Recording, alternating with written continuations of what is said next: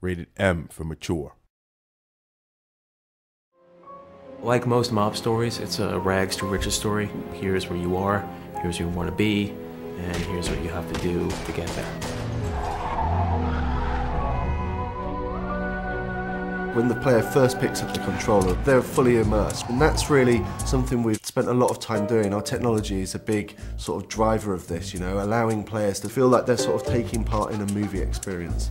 We've built all the technology from the ground up to be exactly as we need it. Being it the AI system or streaming system, things which enable us to make the city alive exactly as we envision it. The fact that we built our own illusion engine enabled us to execute exactly what we wanted to happen in the game.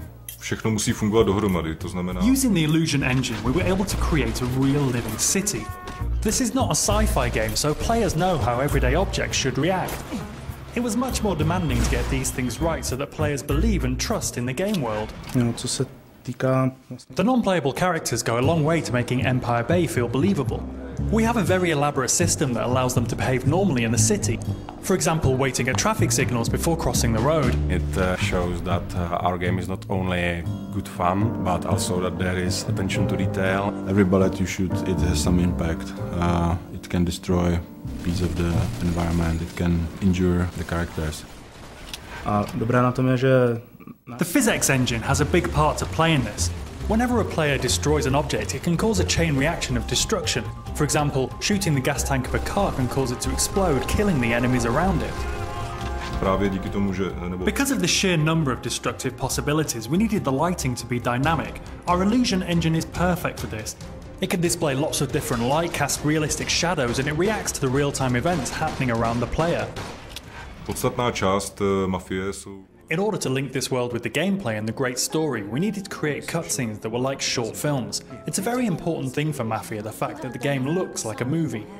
With a huge story in a living city with all of these characters, you need to see what Vito's thinking, what he's doing. You need to see what other characters are doing. You need to see what's going on down the street, maybe. In order to create the cutscenes, we built our own cutting editor and engine. This enabled us to play the cutscenes in-game and in real time. It wasn't easy, but now we can animate anything we have in the game. This allows us to forget about the technology and concentrate on making movies. Don't worry about the kid, small price to pay. Small price? That's my f***ing friend you're talking about. All of us at 2K, we're all really immersed in the world of Mafia. We all love these movies, you know, The Sopranos, Goodfellas, Godfather. Movies that portrayed the real mobsters as real people. I grew up with guys like this, so I looked at the story and I was like, okay, this guy is like, you know, this guy I grew up with, this guy's like another guy I grew up with, and then I just, you know, add a little more character into the characters.